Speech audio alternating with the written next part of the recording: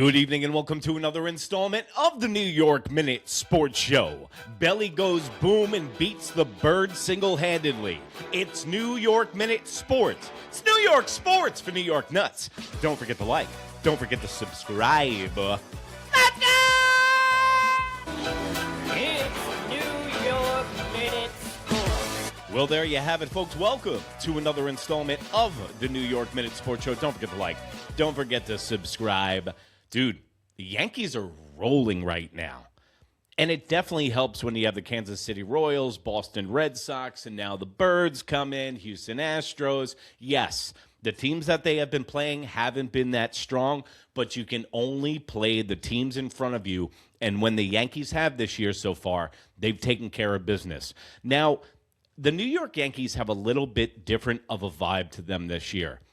I feel a lot more of a killer instinct from these guys than I did last year. It seemed like they were just kind of happy to be there and happy to have the amount of wins that they did. But after last year and the way that this division came down to a tiebreaker, the New York Yankees aren't leaving any scraps on the table, especially in a Saturday game when you guys have been rolling and you could let down with Weathers on the bump today. But no. Something must have been in those milligrams for Cody Bellinger because he had his absolute best day as a New York Yankees. 4 hits, 4 RBIs, 2 home runs, 3 runs in 4 at-bats. I want you to think about this for a second. Where would the New York Yankees be this season without Cody Bellinger? The production, other than Aaron Judge from the outfield, would be pretty much non-existent. I know Trent hit a home run today, and good for him, hitting in the 9th spot yesterday, and hopefully he's waking up out of it. But the New York Yankees would have 0 production from the outfield, and Cody Bellinger has been playing above the back of his baseball card. Now, usually, guys, after they get a big contract, after a career year, which Cody had last year, they seem to make a dip in their production.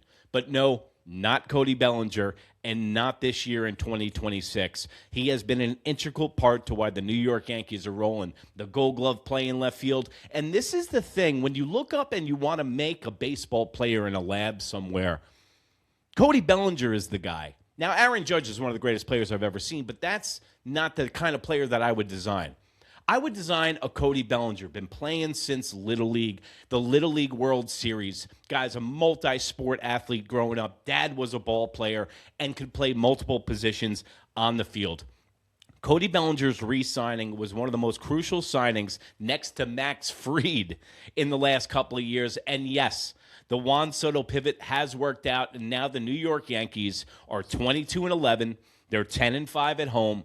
The O's, the Snorioles, fall back to 7 games back. And this is why when everybody in the beginning of the season is like, hey, you're going to have to watch the Orioles. Watch out for the Orioles. What do the Orioles do every single year?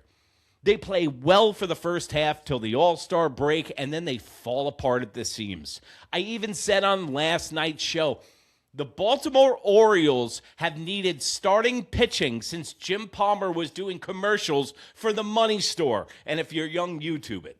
Good pitcher for the Orioles. The last time they were good and had pitching. The Baltimore Orioles refused to address their pitching, and I couldn't imagine being an O's fan. I'd want to tear my hair out all the time because their franchise refuses to give the fan base exactly what they want, and that's starting pitching. They've always been able to hit. Since Rafael Palmeiro, they've been able to hit. They bash you until they can't bash you anymore in the hot weather in Maryland during the summer. But guess what? They have no pitching, and every big pitcher that comes into the franchise, they let him walk. So that's the Baltimore Orioles problem. And if you look at the standings today, I know this is going to sound crazy. The Boston Red Sox are in last place, and here come the Toronto Blue Jays. They are in 3rd place right now. I don't think Tampa Bay can keep up their winning as consistently as they have this year because the New York Yankees have the 2nd best record in all of Major League Baseball. They have a better record than the Dodgers do. And when you look at the standings, the Tampa Bay Rays are right there. They're only a game and a half back. So I overlooked the Tampa Bay Rays in the season preview, but are they going to be that version of the Baltimore Orioles? Are they going to be the strong first-half team and then completely fall off after the All-Star break? Because they're usually sellers at the deadline and not buyers. But the New York Yankees are rolling, and we got to talk about Weathers. We've been talking about on this show who's going to get the 5th spot and starter. And I have to admit, Will Warren is ahead of schedule and ahead of Weathers right now in that pecking order. And even in the comments below, thank you so much, by the way. He goes, wasn't Will Warren your adopted son last year? Yes, and he's my adopted son this year. I had to take the slings and arrow last year when he would give up 5 runs in an inning, and I just kept telling the group chat, believe in Will Warren. He's my adopted son. Luke Weaver was my adopted son. Tim Hill's been my adopted son. So I got a good eye for adoption as far as starting pitchers go. Will Warren has been taking steps now. Now he is striking guys out, and now he's working on his swing and miss stuff. But Weathers does what a 5th starter does. 5 innings pitched, 3 hits, 1 earned run. That's the key. Keep the runs down. But 2 walks and only 5 Ks. This guy in a losing performance can get 11 strikeouts. So he didn't have his stuff today. And you know what? Watching him and Luis Gil pitch, it's just an awkward watch for me. I always feel uncomfortable and uneasy when I watch Weathers pitch, and it's because he can't find the strike zone, and he's just all over the place. I think if they were to narrow this guy down to a middle relief or a 7th, 8th inning guy where he only had to worry about throwing 2 pitches and maybe doing an inning and a half of production, I think he could be really effective in the bullpen. Because once Rodon, Garrett Cole come back, there's going to be a competition for that last spot. And as I've seen right now, Will Warren has to win that spot. Elmer Rodriguez-Cruz, while it was his first performance and first start, did not show me that much. Actually, my expectations were a lot higher for him. Luis Gil's in AAA now. And now with the talks about Anthony Volpe coming up from AAA, and during the game today, they said that they're going to keep him down there. After 20 days he's been down there. What did I tell you? They have to have 28 calendar days to extend his contract to 2028 for the same price they're getting right now. So you have not seen the end of Anthony Volpe. Also, which makes Anthony Volpe a good trade piece because he is under contractual control for the next 2 years. Once they keep him down in AAA, they start the clock once again. He's been like a rented mule for the New York Yankees, and I'm starting to feel bad for Anthony Volpe. But he can come up and contribute to this team. I just don't want to upset the apple cart. If you bring Anthony Volpe in and lock him in at shortstop, and this team's got 9 runs, 7 runs, and they are clicking offensively, you do not want to screw anything up. And it seems like the New York Yankees are really not bending over backwards to get Anthony Volpe in there or rush him back because I think it's the contract. But think about this. This is why Brian Cashman's playing a 3-dimensional chess. They still look like the good guy by holding Anthony Volpe back in AAA.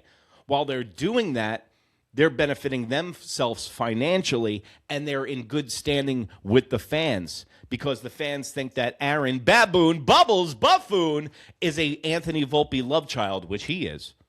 And Brian, my ego is not my amigo Cashman's pet project, Anthony Volpe, who, you got to remember, Brian Cashman is a used car salesman, folks, and when he tries to trade these guys and trade pieces, he calls them nicknames like the Martian or Anthony Volpe's a 5-tool player. But now we were left with Anthony Volpe, and we really see what he was. He was sold up a bill of goods by Brian Cashman, but it's still early in the kid's career. I could see Anthony Volpe getting traded to the Diamondbacks and having a decent career because the pressure of New York and not growing up a Yankee fan and being from New Jersey is not upon him. So the New York Yankees, they rolled today 9-4. Like I said to you before, I do not want to get you into gambling or anything like that. That's why I don't have any sponsors, but take some action on the Yankees sweeping the Baltimore Orioles and take action on Pete Alonso. I think he's going to leave this series with 4 home runs. He always hits well against the New York Yankees. I don't mean to repeat myself. I said it on last night's show. So hopefully if you put a little bread out there, you can put a little cash in your pocket. By the way, if it doesn't happen, don't blame me. But the New York Yankees got 2 more games against the Baltimore Orioles. You got Max Fried and Cam Schlittler going in the next 2 games, and I don't see the Baltimore Orioles getting off the mat against the Yankees right now. If you look around the American League, and I usually don't like to do this, the Yankees are the belle of the ball of the American League right now. They're playing head and shoulders above the rest of baseball, and I got to admit, the Yankees haven't even hit their full stride yet, I think. The bottom half of this lineup is a serious problem, and once the Yankees hit a little bit of a rough patch or a slowdown point, that they're going to get exposed. Ryan McMahon, Jazz Chisholm, I know that he got a hit today, but he's still hitting 209. You got Trent Grisham still hitting 168. You got Ryan McMahon hitting 171. I don't know why they refuse not to put Caballero in the leadoff spot. It doesn't make any sense. Caballero is a base stealer, and he's got an average of 260, 259 now. He's got one of the highest averages on the team, 259. That's unbelievable. He's got an on-base percentage of 308 and a slugging of 411. Why are you not putting him in the leadoff spot? And sometimes they put the guy in the ninth spot to have a back-to-back leadoff. But Trent Grisham runs like he's in quicksand. Did you see him trying to break up that double play today? He was like a mile and a half away from second base. But he hit a home run, so he made some production. So it's all good in Yankee land. Usually I'm complaining about Bubbles, Baboon, and Trashman and all that. Well, I got nothing to complain about. So I'm going to be happy about this. I know that the New York Yankees aren't as good as they look. And guess what? You're never as bad as you look, and you're never as good as you look. You're somewhere in the middle. And the New York Yankees are in that middle spot right now. Since they lost that game against the Anaheim Angels and the series against Mike Trout, the New York Yankees have buckled down, and they've taken care of business, and that's all you can ask for. And you can listen to the people on social media go, oh, they're not playing anybody. Well, guess what? The rest of the American League isn't anybody. And mind my words, on May 2nd right now, the Toronto Blue Jays, keep an eye on them. They're the walking wounded. They're hurt, and they're just staying above water. And now they floated to third place. I expect the Tampa Bay Rays to take a dip, and I expect within a month the Toronto Blue Jays and the New York Yankees to be in first and second place, and then it's game on. Because I'm kind of looking at these games, watching them with really not a lot of angst, and I got my feet up. I'm not used to this feeling. I'm usually locked in, pitch by pitch, but the New York Yankees got it on autopilot right now. And until further notice, they're the team to beat in the American League. And by the way, go over to my Instagram account because that's the place to be too. NEWYRKMIN. That's New York Minute Sports. Also, check out the New York Nuts merch line. We got the Snorriels shirt. We got the Blow Jay shirt. Even the Roofless Rays. And if you hate the Yankees, go get your Stanky shirt right now. Also, we got them on the Boozy Koozies. Check it out at New York Nuts merch line. And remember, if you can't be good, be bad, baby. Good night, Canada. Bye. Yeah.